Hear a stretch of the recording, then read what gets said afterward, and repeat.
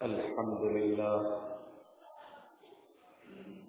نحمده ونستعينه ونستغفره ونعوذ بالله من شرور أنفسنا ومن سيئات أعمالنا من يهده الله فلا مضل له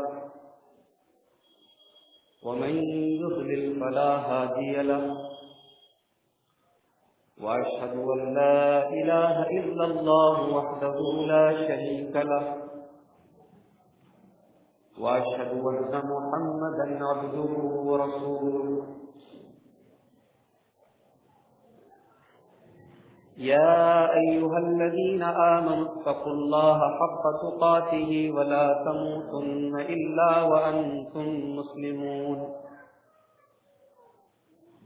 يا أيها الناس اتقوا ربكم الذي خلقكم من نفس واحدة وخلق منها زوجها وبث منهما رجالا كثيرا ونساء واتقوا الله الذي تساءلون به والأرحام إن الله كان عليكم رقيبا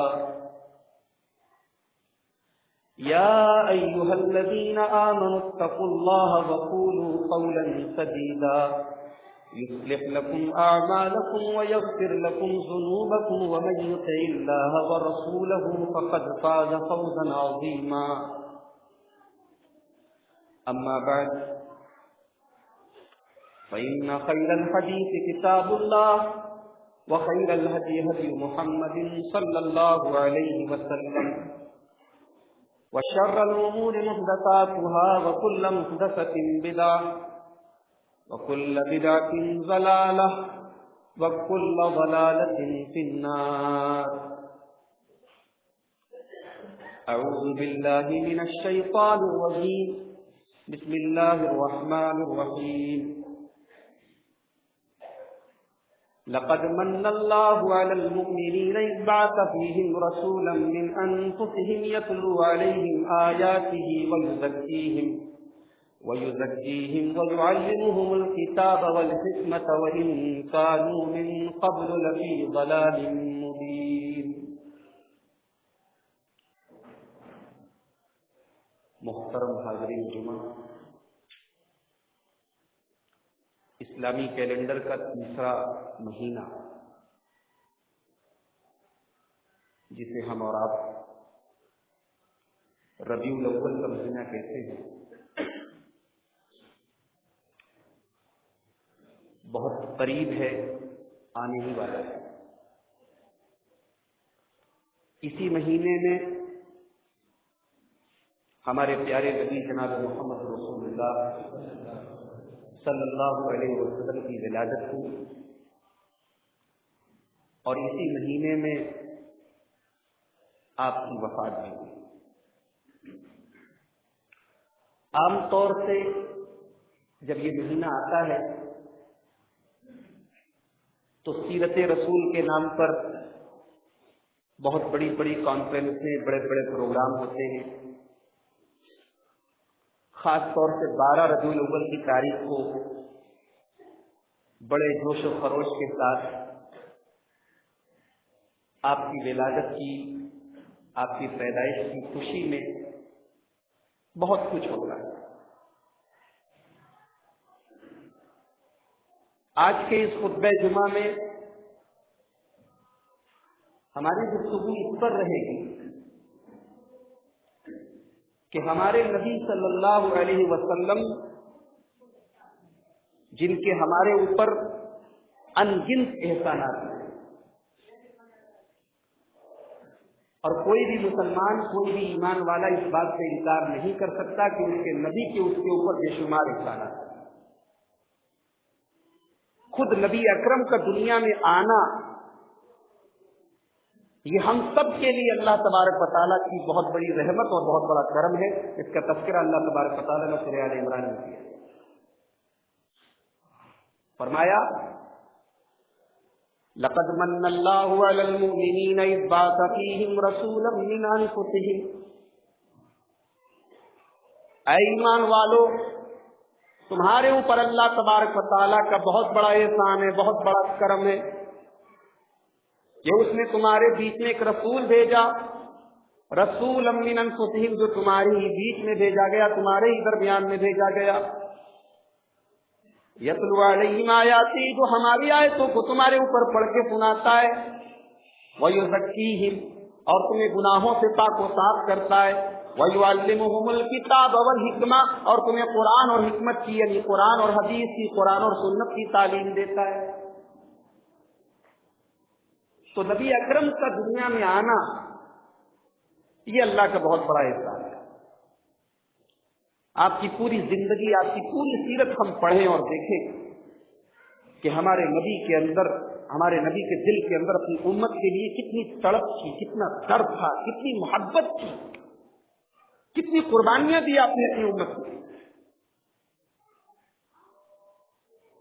سوال یہ ہے کہ ان سب کے بدلے ہماری رسپانسبلٹی کیا ہے، ہماری ذمہ داری کیا ہے؟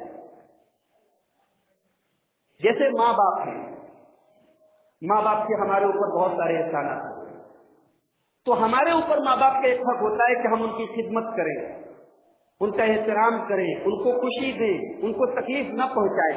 نبی کا کیا حق ہے ہمارے اوپر؟ ہمارے رسول کا ہمارے اوپر کیا حق ہے؟ یہ آج کی ہماری گفتگو کا عنوان ہے، ٹاپک ہے، موضوع۔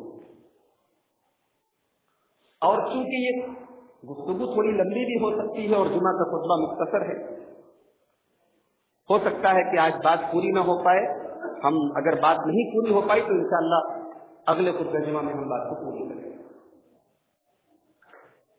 رسول اکرم کے صلی اللہ علیہ وسلم کے ہمارے اوپر جو حقوق ہیں ان کو ہم 12 چیزوں میں تقسیم کر سکتے ہیں۔ 12 ایسی چیزیں ہیں جو ہمارے اوپر، ہمارے رسول کے متعلق ہمارے اوپر عائد ہوتی ہیں۔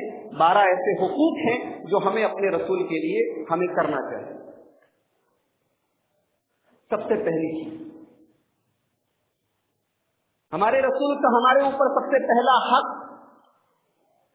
کہ ہم اپنے رسول کی رسالت پر ایمان لائیں، ہم اپنے رسول کو رسول مانیں۔ اللہ تبارک و تعالیٰ نے سورہ تغابن کے اندر فرمایا فَآمِنُوا بِاللَّهِ وَرَسُولِهِ وَالنُّورِ الَّذِي أَنزَلْنَا، اے ایمان والو تم اللہ کے اوپر ایمان لاؤ اور اللہ کے رسول کے اوپر ایمان لاؤ اور اس نور کے اوپر ایمان لاؤ جو نور ہم نے نازل کیا، یعنی قرآن۔ اللہ کے اوپر ایمان لاؤ، رسول کے اوپر ایمان لاؤ اور اس نور ہدایت کے اوپر یعنی قرآن کے اوپر ایمان لاؤ جو ہم نے نازل کیا۔ تو سورہ تغابن کی یہ آیت ہمیں بتاتی ہے کہ ہمیں اپنے رسول کی رسالت پر ایمان لانا ہے اور ہمیں اپنے رسول کو آخری رسول ماننا ہے۔ ہمیں یہ بھی ایمان لانا ہے کہ ہمارے نبی کے اوپر رسالت ختم، ہمارے نبی آخری رسول۔ اور اس کی دلیل کیا ہے؟ اس کی دلیل خود قرآن کریم کے اندر موجود ہے۔ اللہ تعالیٰ نے فرمایا سورہ احزاب کے اندر ما كان محمد ابا احد من رجالكم ولكن رسول الله وخاتم النبيين، محمد صلی اللہ علیہ وسلم تم میں سے مردوں کے باپ نہیں۔ کیا مطلب؟ مردوں کے باپ نہیں؟ اللہ کے رسول صلی اللہ علیہ وسلم نے ایک صحابی کو گود لیا تھا، ایڈاپٹ کیا تھا، حضرت زید بن حارثہ۔ اللہ کے رسول صلی اللہ علیہ وسلم نے ایک صحابی کو گود لیا تھا، ان کو پالا تھا۔ جب حضرت زید رضی اللہ تعالیٰ عنہ جوان ہوئے تو مکہ والے ان کو زید ابن محمد کہنے لگے، ان کو اللہ کے رسول صلی اللہ علیہ وسلم کا بیٹا کہنے لگے۔ قرآن کریم کی اس آیت میں اسی کی تردید کی گئی کہ ہمارے نبی کسی مرد کے باپ نہیں، ہم نے اپنے نبی کو کسی لڑکے کا باپ نہیں بنایا، یعنی اللہ کے رسول صلی اللہ علیہ وسلم کو اولاد نرینہ نہیں دی گئی۔ حضرت خدیجہ کے بطن سے حضرت قاسم پیدا ہوئے، حضرت طیب اور حضرت طاہر پیدا ہوئے، لیکن بچپن ہی میں انتقال کر گئے، آپ کا کوئی لڑکا بالغ نہیں ہو گیا۔ حضرت ماریہ قبطیہ کے بطن سے ابراہیم رضی اللہ تعالیٰ عنہ پیدا ہوئے، لیکن وہ بھی بچپن میں فوت کر گئے۔ تو قرآن حکیم کی اس آیت میں اسی کی طرف اشارہ کیا۔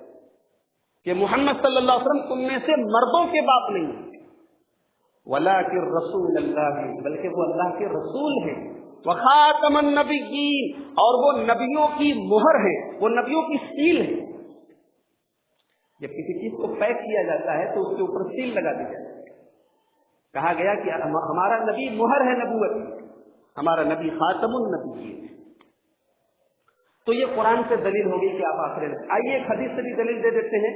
صحیح مسلم کی روایت ہے، اللہ کے پیارے حبیب جناب محمد رسول اللہ صلی اللہ علیہ وسلم فرماتے ہیں، فضلت علی الانبیاء بست، مجھے باقی تمام نبیوں کے اوپر 6 فضیلتیں دی گئی، میرے اندر 6 ایسی خاص باتیں ہیں، مجھے 6 ایسی چیزیں دی گئی ہیں جو کسی نبی کو نہیں دی۔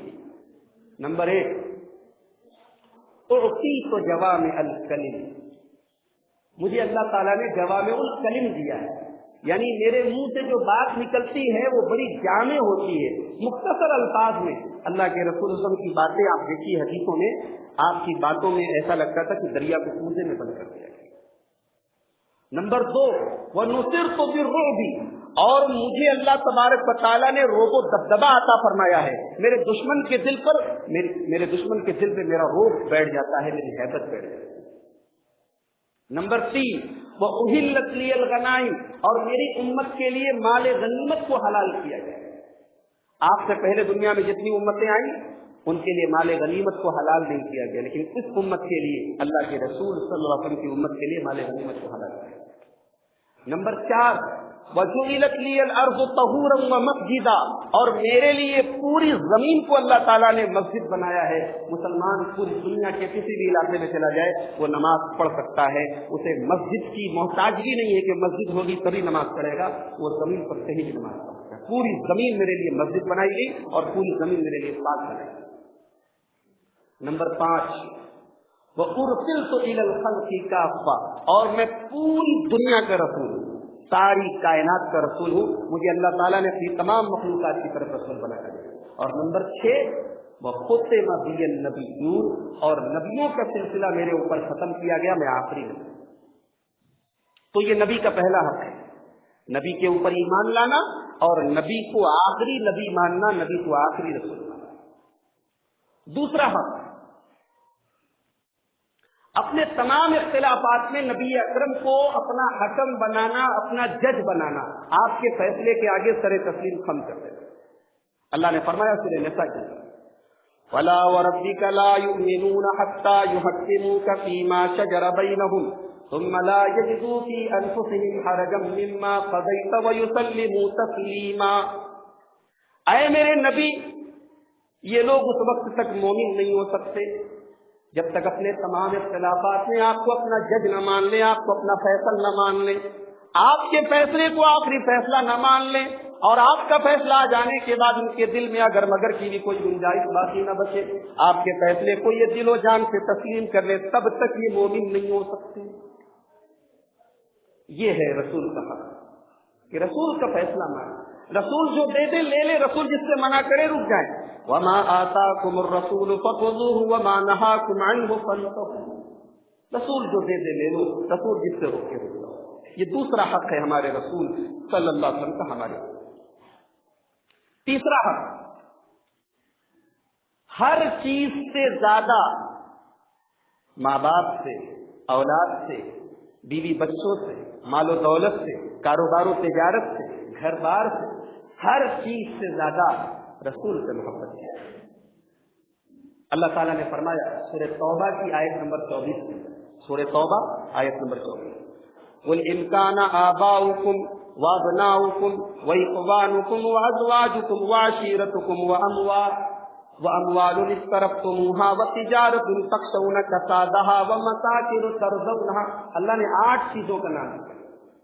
اے نبی آپ کہہ دیجئے کہ اے ایمان والو، تمہیں اپنے ماں باپ سے زیادہ، اپنی اولاد سے زیادہ، اپنے بیوی بچوں سے زیادہ، اپنے بھائیوں سے زیادہ، اپنے خاندان سے زیادہ، اپنے گھر بار سے زیادہ، اپنے مال و دولت سے زیادہ، اپنی تجارت سے زیادہ تمہیں رسول سے محبت ہونی چاہیے، تمہیں اللہ سے محبت ہونی چاہیے، تمہیں جہاد فی سبیل اللہ سے محبت ہونی چاہیے۔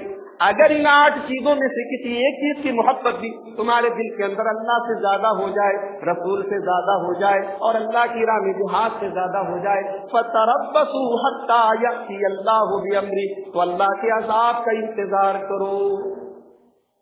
رسول سے محبت سب سے زیادہ، اور وہ حدیث کو آپ کو منہ زبانی یاد ہوگی جسے امام بخاری اور امام مسلم نے روایت کی، لا یؤمنُ أَحَدُکُمْ حَتَّىٰ أَکُونَ أَحَبَّ إِلَیْهِ مِنْ وَالِدِهِ وَوَلَدِهِ وَالنَّاسِ أَجْمَعِینَ، اے لوگوں تم میں سے کوئی آدمی اس وقت تک مومن نہیں ہو سکتا جب تک اپنے باپ سے زیادہ، اپنی اولاد سے زیادہ اور تمام لوگوں سے زیادہ وہ مجھ سے محبت نہ کرے۔ تو یہ رسول اکرم صلی اللہ علیہ وسلم کا تیسرا حق ہمارے لیے۔ نمبر 4، ہم رسول سے محبت کریں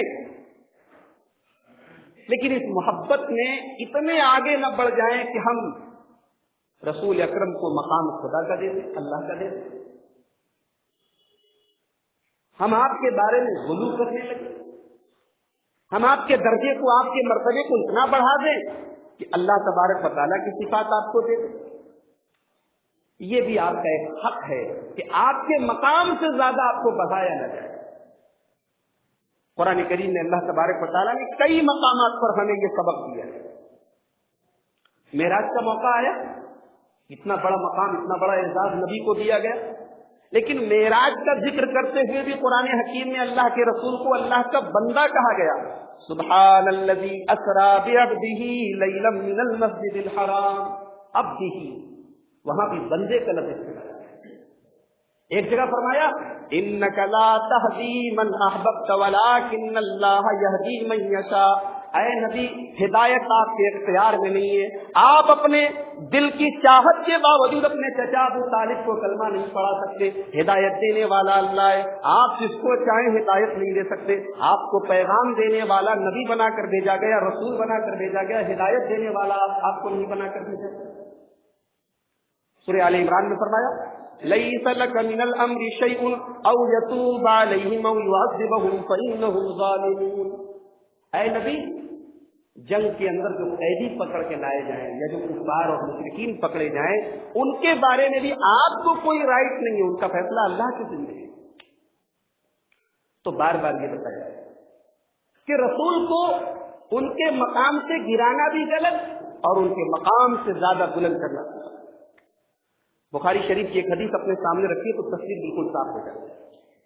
حضرت عبداللہ ابن عباس کہتے ہیں کہ میں نے حضرت عمر فاروق کو منبر پر یہ حدیث بیان کرتے ہوئے، گویا یہ حدیث جب حضرت عمر فاروق بیان کر رہے تھے منبر پر تو تمام صحابہ سن رہے تھے، اور تمام صحابہ کا سننے کا مطلب یہ ہوا کہ تمام صحابہ کے اس حدیث کے اوپر اتفاق ہے۔ کیا فرمایا حضرت عمر فاروق نے؟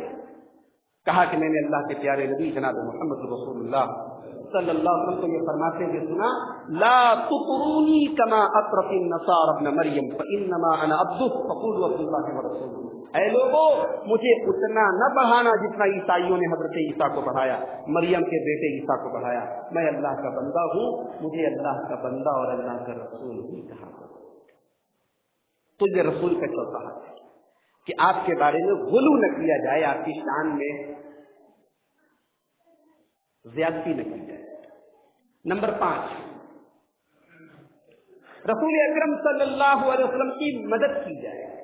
اللہ نے فرمایا سورہ اعراف کی آیت نمبر 157 کے اندر فَالَّذِينَ آمَنُوا بِهِ وَعَزَّرُوهُ وَنَصَرُوهُ وَاتَّبَعُوا النُّورَ الَّذِي أُنزِلَ مَعَهُ أُولَٰئِكَ هُمُ الْمُفْلِحُونَ، جو لوگ رسول کے اوپر ایمان لائے، رسول کی تعظیم کی، رسول کی مدد کی، اور رسول کے ساتھ جو اللہ تعالیٰ نے نور ہدایت یعنی قرآن اتارا اس کی اتباع کی، وہی لوگ کامیاب ہونے والے۔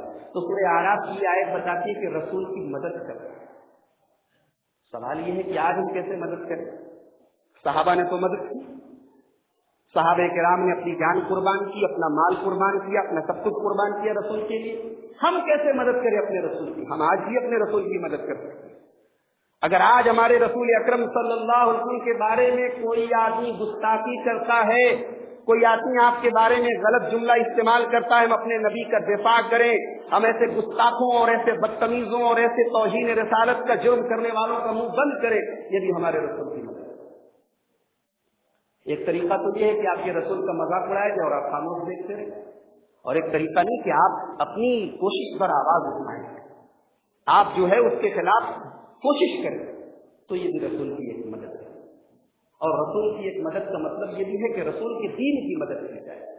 آپ نے جو دین دیا، آپ نے جو شریعت دی، وہ شریعت، اب آج جیسے طلاق کا مسئلہ چل رہا ہے، آج حکومت جو ہے ہماری شریعت میں مداخلت کی کوشش کر رہی ہے، تو یہ ہمارا فرض بنتا ہے کہ ہم اپنی شریعت کی حفاظت کے لیے کمر کس لیں۔ ہم کسی کو اس بات کی پرمیشن نہ دیں کہ وہ ہمارے شریعت کے معاملات میں اپنے قانون کو تھوپنے کی کوشش کرے۔ یہ بھی رسول اکرم صلی اللہ علیہ وسلم کی مدد ہے۔ نمبر 6، آپ کا ایک حق ہمارے اوپر یہ بھی ہے کہ آپ کے پیغام کو دوسروں تک پہنچائیں۔ آپ نے جو دعوت دی، جو مشن پھیلایا، اس مشن کو ہم بھی پھیلائیں۔ یہ ذرا سا غور کرنے والی چیز ہے کہ آج اس پر ہم لوگ کیا کر رہے ہیں۔ ہمیں سے ہر آدمی غور کرے کہ آج دعوت کے کام کو ہم نے چھوڑ دیا۔ ہم نے سمجھا کہ یہ علماء کا کام ہے، یہ مولویوں کا کام ہے، یہ تقریر کرنے والوں کا کام ہے، یہ ڈگری یافتہ لوگوں کا کام ہے۔ نہیں میرے بھائی، یہ آپ سب کا کام ہے، یہ ہر انسان کا کام ہے، اس کے ٹیلنٹ، اس کی صلاحیت، اس کے دائرے کے اعتبار سے۔ اللہ نے فرمایا سورہ یوسف کے اندر، قل ھذہ سبیلی، اے نبی آپ کہہ دیجئے کہ یہ میرا راستہ ہے، جو رسول بتا رہے ہیں وہ میرا راستہ ہے، اللہ کا راستہ ہے۔ ادعو الی اللہ، اور اس راستے کی طرف رسول بھی بلا رہے ہیں، علی بصیرۃ، بصیرت کے ساتھ، علم کے ساتھ، ومن اتبعنی، اور رسول کے ساتھ ساتھ رسول کے ماننے والے، رسول کی اتباع کرنے والے، رسول کے امتی بھی اس کی طرف دعوت دے رہے ہیں۔ تو قرآن حکیم کی یہ آیت بتا رہی ہے کہ اللہ کے دین کی طرف بلانا یہ صرف علماء کا کام ہے، سب کا کام ہے۔ اسی لیے اللہ کے پیارے رسول جناب محمد رسول اللہ صلی اللہ علیہ وسلم نے فرمایا، بخاری شریف کی روایت ہے، بلغوا عنی ولو آیہ، ایک آیت بھی اگر تمہیں پتا ہے تو دوسروں تک پہنچاؤ، ایک آیت بھی اگر پتا ہے۔ اور ترمذی کی ایک حدیث میں اللہ کے رسول صلی اللہ علیہ وسلم نے بہت بڑی دعا دی ہے۔ رسول اکرم کی باتوں کو دوسروں تک پہنچانے والے کا کیا مقام ہے، یا آپ یہ کہہ لیجئے کہ حدیث رسول کو پڑھنے پڑھانے والا، حدیث رسول کو بیان کرنے والا، حدیث رسول کو دوسروں تک پہنچانے والا کتنا بڑا مقام اللہ کیا رکھتا ہے۔ ذرا یہ حدیث سنیے آپ، اللہ کے پیارے نبی جناب محمد رسول اللہ صلی اللہ علیہ وسلم فرماتے ہیں، امام ترمذی کتاب العلم کے اندر لائے ہیں، نظر اللہ امرأ سمع مقالۃ فوعاها وحفظها وبلغها، اللہ تعالیٰ ہر اس آدمی کے چہرے کو تر و تازہ رکھے۔ ذرا رسول اکرم کے الفاظ پر غور کریں، کتنی بڑی دعا ہے۔ یہاں چہرے کو تر و تازہ رکھنے کا تعلق صرف دنیا ادھر یا آخرت سے بھی ہے، قیامت کے دن سے بھی ہے، جب لوگوں کے چہرے کالے کلوٹے ہوں گے ان کے عمل کی سیاہی کی وجہ سے، اس دن بھی حدیث رسول کو پڑھنے پڑھانے والا، حدیث رسول کو پھیلانے والا، سنت رسول کی تبلیغ کرنے والے کا چہرہ روشن ہوگا انشاءاللہ۔ فرمایا اللہ اس انسان کے چہرے کو روشن رکھے، اللہ اس انسان کے چہرے کو تر و تازہ رکھے جو میری باتوں کو سنے وآہا، اور اسے اپنے اندر ڈال دے۔ وآہا کا مطلب ہوتا ہے کسی چیز کو برتن میں ڈال لینا، یعنی صرف بیان نہ کرے، اپنے اندر بھی اس چیز کو اتارے، اپنے اندر اتارے، وہ حفظہا، اور یاد کر لے، وہ بلغہا، اور دوسروں تک پہنچائے۔ ایسے آدمی کے لیے رسول نے دعا کی، اور حدیث پاک کا آخری ٹکڑا ہم سب کو غور کرنے کی دعوت دیتا ہے۔ آپ نے فرمایا فَرُبَّ حَامِلِ فِقْهٍ إِلَى مَنْ هُوَ أَفْقَهُ مِنْهُ، کبھی کبھی ایسا ہوتا ہے کہ دین کی ایک بات ہم جب کسی کو پہنچاتے ہیں تو ہم جس کو پہنچاتے ہیں اس کو وہ بات ہم سے زیادہ سمجھ میں آ جاتی ہے۔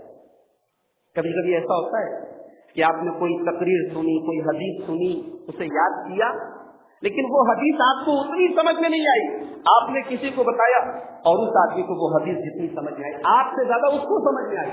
آپ نے ڈائریکٹ سنا، اس نے انڈائریکٹ سنا، لیکن اس کو زیادہ بات سمجھ میں آئی۔ یہ اللہ کے رسول نے حدیث میں فرمایا۔ تو یہ رسول کا ایک حق ہے کہ ہم آپ کی دعوت کو دوسروں تک پہنچائیں۔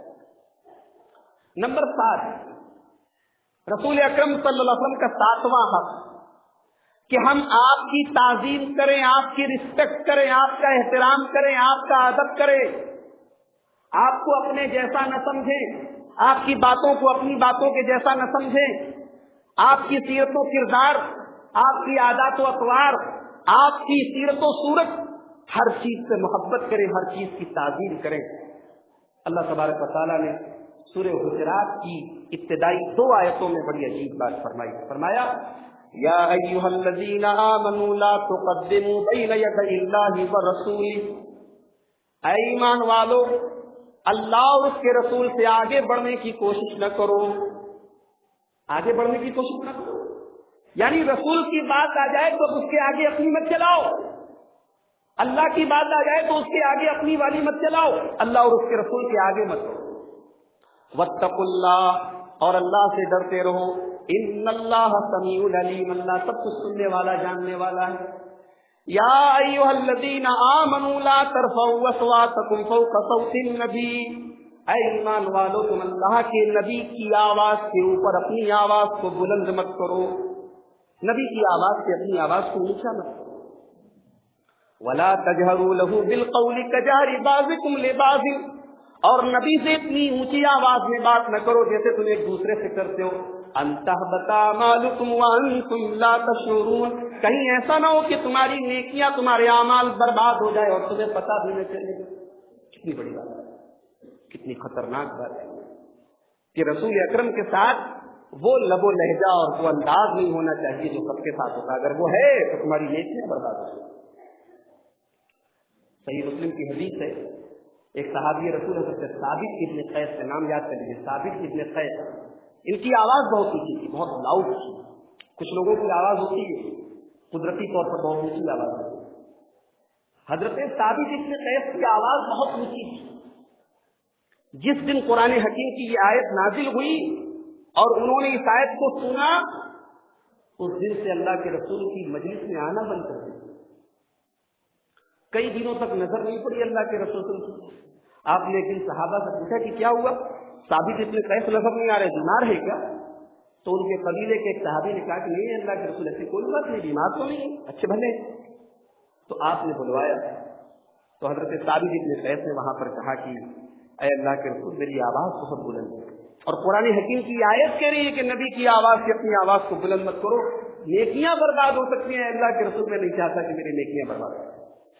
تو آپ نے اطمینان دلایا، آپ نے کہا کہ آپ جنتی صحابی ہیں اور آپ کی یہ قدرتی آواز ہے، آپ کو اس میں پریشان ہونے کی ضرورت ہے۔ یہ رسول اکرم کے مقام اور مرتبے کی بات ہے۔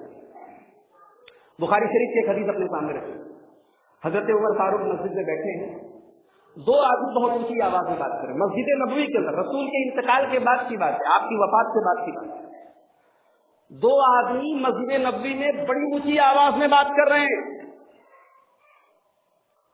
حضرت عمر نے سعید بن یزید سے کہا ان دونوں کو پکڑ کر لے کر آئے۔ حضرت سعید بن یزید لے کر آئے، کہا کہ کہاں سے ہو؟ منن تما، کہاں سے آئے ہو؟ کہنے لگے من اہل الطائف، ہم لوگ طائف سے آئے۔ آپ نے فرمایا لو کنتما من اہل البلد لاوجعتکما، اگر تم لوگ مدینہ کے ہوتے، یہاں کے ہوتے تو بڑی پٹائی کر دیتے۔ ترفعان اصواتکما فی مسجد رسول اللہ صلی اللہ علیہ وسلم، تم لوگ اللہ کے رسول کی مسجد میں اونچی آواز میں بات کر رہے ہو۔ گویا صحابہ کرام کا یہ عقیدہ تھا اور ان کا یہ نظریہ تھا کہ رسول اکرم صلی اللہ علیہ وسلم کی زندگی میں جس طریقے سے آپ کی مجلس میں نرم آواز میں بات کرنا تھا، ایسے ہی آپ کے انتقال کے بعد، آپ کی وفات کے بعد آپ کی مسجد میں بھی نرم آواز میں اور پست آواز میں بات کرنا، وہاں اونچی آواز میں بات کرنا۔ اسی طریقے سے جہاں رسول اکرم کی حدیثیں پڑھی جائیں، جہاں آپ کی سیرت بیان کی جائے، آپ کی سنتیں بیان کی جائیں، تو اس مسجد میں بھی، اس مجلس میں بھی اپنی آواز کو نرم اور پست رکھیں۔ اللہ نے فرمایا سورہ فتح کے اندر انا ارسلناک شاہدا ومبشرا ونذیرا، اے نبی ہم نے آپ کو گواہ بنا کے بھیجا، بشارت دینے والا بنا کر بھیجا، ڈرانے والا بنا کر بھیجا۔ لتؤمنوا بالله ورسوله وتوقروه وتعزروه وتسبحوه بكرة وأصيلا، تاکہ اے ایمان والو تم اللہ کے اوپر ایمان لاؤ، رسول کے اوپر ایمان لاؤ اور رسول کی تعظیم کرو، رسول کا احترام کرو اور صبح شام اللہ کی تسبیح بیان کرو۔ तो ये रसूल अकरम सल्लल्लाहु अलैहि वसल्लम का 7वां हक है कि हम आपकी ताज़ीम करें। नंबर 8, आपके सहाबा और आपके अहले बैत और आपकी बीवियों से मोहब्बत की जाए। आपके अहले बैत का भी बड़ा ऊंचा मकाम है। सही मुस्लिम की वो रवायत में इस मेंबर से बयान कर चुका हूँ। सैयदना ज़ैद इब्न अरकम रज़ी अल्लाह तआला अन्हु की रवायत है कि अल्लाह के रसूल सल्लल्लाहु अलैहि वसल्लम ने मक्का और मदीना के बीच में मकाम खुद में खुतबा दिया था और उस खुतबे में आपने फरमाया था कि ऐ लोगों, मैं बहुत जल्द दुनिया से जाने वाला हूँ, अनकरीब मेरे पास अल्लाह का फरिश्ता आएगा और मैं उसकी दावत पर लब्बैक कहूँगा। व इन्नी तारिकुन फीकुम सकलैन, और मैं 2 भारी चीजें तुम्हारे बीच में छोड़ के जा रहा हूँ। अव्वलुहुमा किताबुल्लाह, पहली चीज अल्लाह की किताब कुरान मजीद है। फीहिल हुदा वन नूर, जिसके अंदर हिदायत और रोशनी है। फखुज़ू बि किताबिल्लाह, लिहाजा कुरान करीम को मजबूती से पकड़ लो। वस्तमसिकू बिही, इस कुरान को थाम लो। और दूसरी चीज व अहलु बैती, और ऐ मेरे सहाबा, मैं अहले बैत को छोड़ के जा रहा हूँ। उज़क्किरुकुमुल्लाह फी अहले बैती, उज़क्किरुकुमुल्लाह फी अहले बैती, आपने 3 बार फरमाया कि मैं अपने अहले बैत के बारे में तुम्हें अल्लाह से डरने की तलकीन करता हूँ। रसूल अकरम की ये सही हदीस हमसे ये मुतालबा करती है कि आपके तमाम अहले बैत से, आपकी बेटियों से, आपकी बीवियों से, आपके खानदान वालों से हमें और आप सच्ची मोहब्बत रखें। और आपकी बीवियां, वो तो हमारी माएँ हैं। अल्लाह ने कुरान में फरमाया वअज़वाजुहु उम्महातुहुम, नबी की बीवियां ईमान वालों की माएँ हैं। और जहाँ तक आपके सहाबा का सवाल है, अल्लाह के रसूल ने साफ साफ कह दिया, बुखारी और मुस्लिम की रिवायत है, ला तसुब्बु अस्हाबी, मेरे सहाबा को कभी बुरा भला न करना। फलवन्ना अहदकुम अनफक़ मिस्ल उहदिन ज़हबा, अगर कोई उहद पहाड़ के बराबर भी सोना खर्च कर दे तो मेरे सहाबा के जरिए खर्च की के 1 मुद या आधे मुद का मुकाबला नहीं कर। रसूल अकरम का 9वां हक ये है कि हम आपके ऊपर दरूद भेजें। जब भी आपका नाम आए आपके ऊपर दरूद भेजें। अल्लाह ने कुरान में फरमाया इन्नल्लाह व मलाइकतहु युसल्लूना अलन नबी या अय्युहल्लज़ीना आमनू सल्लु अलैहि व सल्लिमू तस्लीमा, ऐ ईमान वालो, अल्लाह अपने नबी पर रहमतें नाज़िल करता है, लिहाजा ईमान वालो तुम भी अपने नबी के ऊपर सलातो सलाम पढ़ा करो। और इसी तरीके से तिरमिज़ी शरीफ की वो हदीस जिसे नवासे रसूल शहीद करबला हजरत हुसैन इब्न अली रज़ियल्लाहु ताला अन्हु रिवायत करते हैं कि अल्लाह के प्यारे रसूल सल्लल्लाहु अलैहि वसल्लम फरमाया कि अल बकीलुल्लज़ी ज़ुकिरतु इंदहु फलम युसल्ली अलैया, बकील वो है, सबसे बड़ा कंजूस वो है जिसके सामने मेरा नामे नानी लिया जाए, रसूल अकरम का नामे नानी लिया जाए और वो आपके ऊपर दरूद न पड़े, वो सबसे बड़ा बकील है।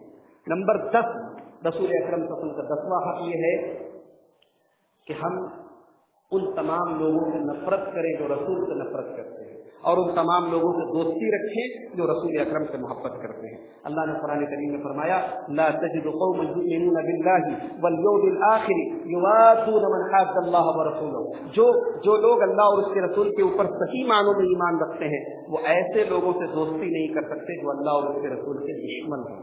तो जिसे अल्लाह और उसके रसूल से दुश्मनी है उससे हमारी भी दुश्मनी होनी चाहिए, जो रसूल का हक है। नंबर 11, रसूल अकरम सल्लल्लाहु अलैहि वसल्लम का 11वां हक ये है कि हम अल्लाह तबारक व तआला की इबादत उसी तरीके से करें जिस तरीके से रसूल ने बताया। अपनी मन मर्जी से हम इबादत और नेकी के काम करेंगे, बर्बाद हो जाएंगे। 12 रबीउल अव्वल आने वाली है, क्या क्या हो रहा है और क्या क्या होता है हम अच्छी तरीके से जानते हैं। एक हदीस रसूल अकरम सल्लल्लाहु अलैहि वसल्लम की एक हदीस अपने सामने रखिए। इन तमाम चीजों की हकीकत बयान करने के लिए अल्लाह के रसूल की ये हदीस काफी है।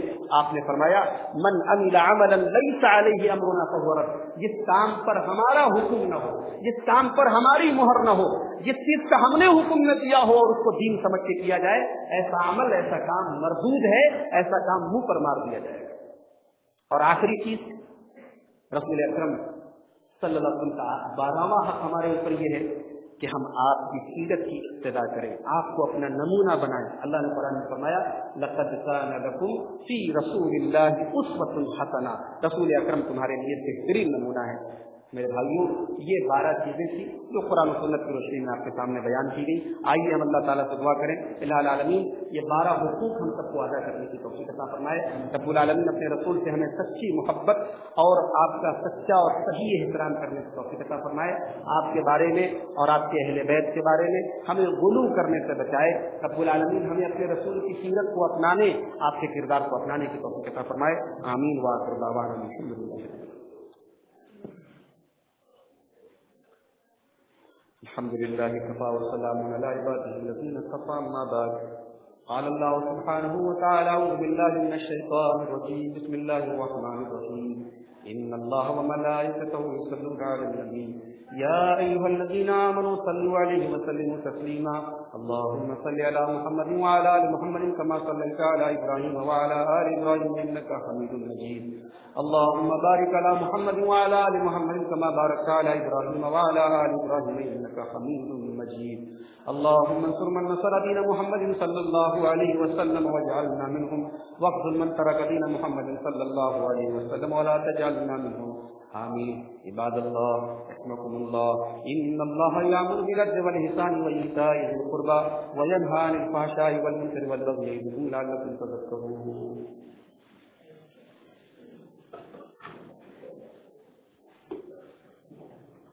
الله أكبر الله أكبر.